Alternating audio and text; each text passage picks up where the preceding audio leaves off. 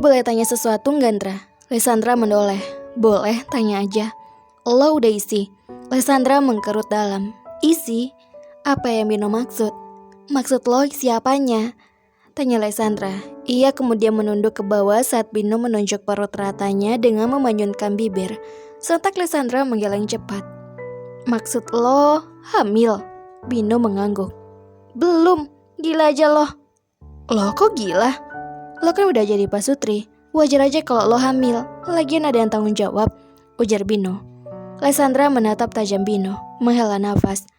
Gue masih gadis, Stefano belum sentuh gue sedikit pun. Lagian gue sama Stefano menikah bukan karena saling cinta. Bino tertohok. Tapi Indra, lo bakalan dapet dosa kalau nolak itu. Santai aja sih. Stefano gak bakal minat sama gue. Kayaknya dia gay deh. Au, aduh, sakit Bino. Lesandra meringis saat mendapatkan pukulan di kepalanya. Itu suami lo, Ndra. Jangan ngomong sembarangan. Dibuat bunting baru tahu rasa lo, ujar Bino. Membuat Lesandra memutar matanya malas. Tak lama pesanan datang. Bino membayarnya lalu mereka keluar dari toko itu. Lo udah sarapan? Tanya Bino. Belum lah. Gue siap-siap langsung ke rumah lo. Mana sempet sarapan. Maaf Ndra, ya udah kita sarapan dulu mau? Mau? Apalagi gratisan. Hehehe. Lesandra nyengir tak berdosa. Bino terkekeh geli. Kemudian menarik tangan Lesandra ke tukang bubur pinggir jalan untuk mengisi perutnya. Setelah itu, Bino mengajak Lesandra ke gedung megah untuk mencek persiapan yang sudah ia persiapkan. Bino ingin meminta pendapat dari Lesandra. Apakah ada yang kurang atau belum? Rencananya Bino akan mengajak Alexa ke sana lalu melamarnya dengan romantis. Assalam, dari mana? Lesandra yang baru saja membuka pintu langsung disambut Stefano dengan pertanyaan yang membuat tubuh Lesandra gemetar. Menatap Stefano yang sudah kacau, kemejanya lusuh, rambutnya berantakan, matanya memerah sembab seperti orang yang baru saja menangis. Lo kenapa? Jawab gue, lo dari mana, Ndra? Memejamkan matanya sebentar, membukanya. Kakinya perlahan mundur saat Stefano mendekat, sampai akhirnya punggung Lesandra menyentuh pintu. Stefano memanfaatkannya untuk mengurung Lesandra dengan kedua tangannya saat gadis itu berusaha keluar. Terlihat tangan Stefano yang urat-uratnya timbul. Stefano, lo kenapa sih? Tanya Lesandra gugup. Badannya makin gemetar saat Stefano terus menatapnya dengan tajam. Lo dari mana? Tanya Stefano dengan raut tanpa ekspresi. Gue habis keluar sebentar. Kenapa gak izin? Sial. Lesandra semakin lemas melihat senyum semrik dari bibir Stefano yang seolah-olah langsung menusuk ulu hatinya. Lesandra memejamkan matanya saat tangan Stefano mengelus kepala Lesandra yang berbalut kain dan menghirup aromanya, lalu berbisik. Gue suami lo bukan? Iya Stef, jangan kayak gini. Stefano menghentikan aktivitasnya menatap Lesandra. Kenapa? Bukannya gue suami lo, jadi gue berhak atas lo. Perlahan pengait kerudung Lesandra dilepas oleh Stefano. Kemudian membuka kain itu sehingga terlihatlah rambut hitam Lesandra yang menjuntai. Stefano, lo apaan sih? Lo yang apa-apa Andra? Kemana lo dari pagi? Hah? Pergi gitu aja tanpa seizin suami lo? Lo kira bagus kayak gitu? Jawab gue. Lesandra memejamkan matanya serta mengepalkan tangannya karena ketakutan. Stefano marah. Apa selama ini lo anggap gue hanya sebagai figuran seorang suami? Gue tahu kita nikah tanpa saling cinta, tapi hargai gue Ndra. Gue suami sah lo. Lo pergi tanpa izin gue. Itu membuktikan kalau lo gak ngehargai gue sebagai suami, ujar Stefano memelan saat kalimat akhir. Dengan bebas, air mata Lesandra sudah terjun. Lesandra takut Stefano yang sekarang. Lesandra takut berantakan dari Stefano. Melihat Stefano yang kacau, ia merasa tak tega dan bersalah. Stefano, lirih Lesandra. Stefano mendongak. Mata yang menatap tajam kini berubah menjadi sendu. Hatinya bagai tertancap belati melihat Lesandra yang menangis karenanya. Maaf, ujar Stefano mengusap pipi Lesandra yang lembut. Gue takut. Stefano langsung mengelus pundak Lesandra. Karena tersulut emosi, ia merasa bersalah telah membentak Lesandra. Stefano merasakan kini tubuh Lesandra gemetar ketakutan. Rasa bersalah itu semakin menjadi. Tangisan Lesandra makin kuat. Maaf Ndra, Maaf udah bentak-bentak lo, maafin gue. Gue takut lo marah kayak gini, ujar Lysandra menunduk. Satu jari Stefano mengangkat dagu Lysandra agar gadis itu mendongak. Lysandra memejamkan matanya, merasakan hembusan nafas Stefano. Stefano tersenyum manis. Detik kemudian Lysandra sudah berada di pelukan Stefano, mengusap rambut Lysandra dengan lembut. Marah lo, gue udah hilang. Saat peluk, Lysandra membalas pelukan Stefano. Maaf gue Ndra, gue cuma khawatir lo pergi tanpa sepengetahuan gue. Gue takut lo kenapa-kenapa, ujar Stefano menikmati pelukannya. Jangan nangis lagi sayang. Dek.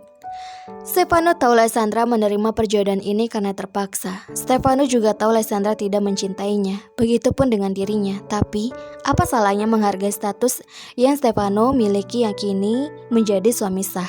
Jadi, dari seorang Lysandra Aselin, menghargai paling utama, soal mencintai bisa diatur dengan seiringnya waktu. Duduk di situ. Tita Stefano pada Lysandra tanpa ekspresi. Lysandra duduk berhadapan dengan Stefano sambil mendumel dalam hati. Tadi aja sayang-sayangan, sekarang udah cuek aja, dasar suami bunglon. Stefano bersedekap dada, menatap Lysandra dengan sorot mentajam. Jelasin sekarang, ujar Stefano. Jelasin ya yang mana? Gak usah pura-pura bodoh. Lysandra menghela nafas berat. Tadi gue pergi sama Bino. Bino? Apain?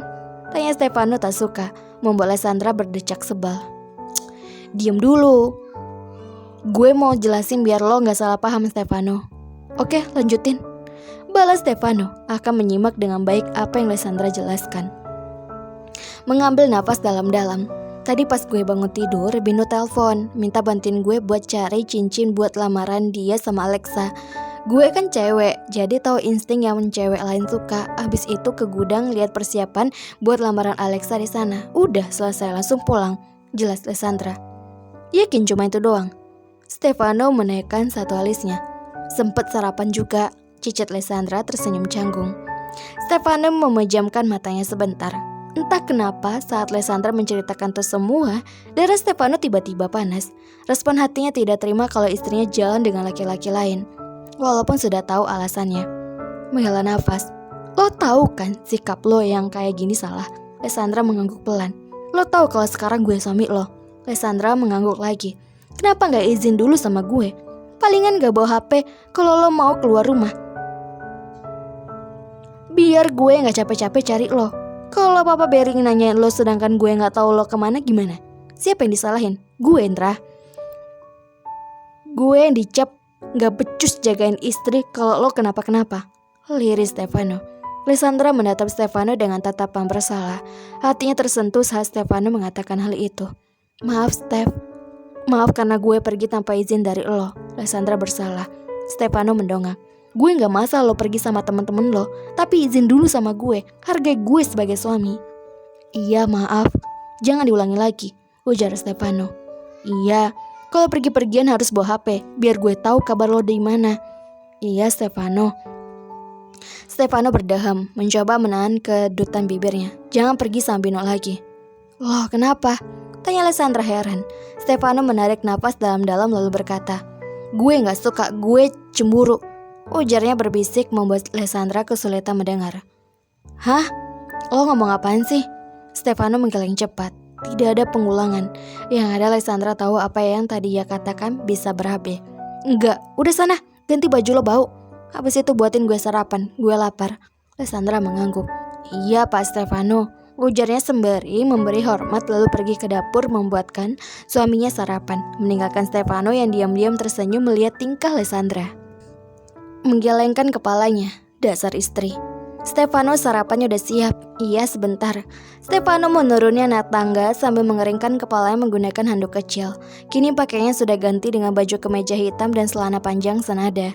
Menarik kursi hingga menimbulkan berdecitan. Duduk berhadapan dengan Lysandra. Stefano mengambil nasi goreng dan ayam goreng kemudian memakannya dengan nikmat. Lo mau kemana? Tanya Lysandra sambil melihat jam dinding yang menunjukkan pukul 10.05 siang. Ke kantor, jawab Stefano singkat. Udah mulai kerja ya? Sebenarnya gak masuk juga gak apa-apa. Gue kan bos, tinggal nyuruh-nyuruh aja. Beres, jawab Stefano. Membuat Lysandra memutar matanya. Jiwa-jiwa sombong ya kayak gini. Lysandra duduk lalu memakan masakannya. Kalau lo ke kantor, terus gue sendiri dong di rumah, ujar Lysandra. Kalau takut sendirian di rumah, mending ke rumah mama aja. Nanti gue jemput kalau udah pulang dari kantor. Lysandra menggeleng. Enggak deh, gue di rumah aja. Yakin? Kalau mau, gue bisa antar lo dulu ke rumah mama, ujar Stefano menawarkan. Enggak, di rumah aja, ujar Lysandra membuat Stefano mengangguk pasrah. Melanjutkan makanannya. Setelah selesai, Stefano meneguk air hingga habis lalu berdiri ingin kembali ke kamar. Melanjutkan makanannya. Setelah selesai, Stefano meneguk air hingga habis lalu berdiri ingin kembali ke kamar. Stefano, iya. Lysandra menggigit bibirnya tampak menimbang apa yang akan dia katakan. Bukannya takut, hanya saja ragu. Ia takut permintaannya ditolak oleh Stefano. Kenapa? Tanya Stefano penasaran. Boleh nggak kalau gue pelihara hewan? Kayak singa maksud lo? Boleh-boleh aja, ujar Stefano ngaco. Lysandra berdecak. Bukan, terus apa?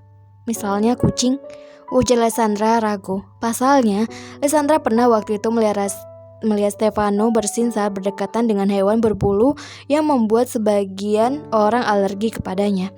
Stefano terdiam tampak berpikir menimbang-nimbang. Lysandra dengan setia menunggu jawaban dari Stefano. Boleh, jawab Stefano yang membuat Lysandra hampir memekik senang. Makasih Steph. Lysandra tersenyum lebar hingga matanya membentuk bulan sabit. Stefano mengangguk. Langkahnya terhenti, lalu berbalik pada Lysandra yang masih anteng di tempatnya sambil senyum-senyum sendiri. Lysandra, kenapa Steph? Ujar Lysandra langsung tersadar. Keringin rambut gue dong, pakai hair dryer punya lo, ujar Stefano. Sebenarnya ia ragu, tapi tanpa disangka Lysandra mengangguk patuh dan langsung pergi ke kamar mengambil benda itu. Sekalian ambil tas gue yang hitam, Dra. Oke. Stefano duduk di sofa sambil menunggu Lysandra. Tak lama gadis itu turun, meletakkan tas lalu mencolokkan kabel pada hair dryer. Lo duduk di sana aja, biar gue duduk di bawah, ujar Stefano. Duduk lesehan di bawah dan Lysandra duduk di sofa. Lysandra mulai mengeringkan rambut tebal serta hitam milik Stefano dengan sedikit pijatan kecil. Hal itu membuat Stefano memejamkan matanya menikmati sentuhan Lysandra selang beberapa menit. Udah, ujar Lysandra. Halo noveler semuanya, ketemu lagi nih dengan Mimin di channel Feby Vitaloka di kisah Menikahi Wanita Aneh. Jadi pada nungguin ya, maaf ya Mimin baru bisa upload saat ini karena Mimin baru bisa ngelanjutinnya. Insya Allah doain Mimin ya semoga sehat selalu jadi bisa upload kisah-kisah novel kedua novel ini. Jadi noveler semua jangan kemana-mana ya, Mimin pasti akan upload tiap harinya. Jadi dukung terus channel Mimin, jangan lupa subscribe, like, dan komen. Ditunggu terus ya. See you.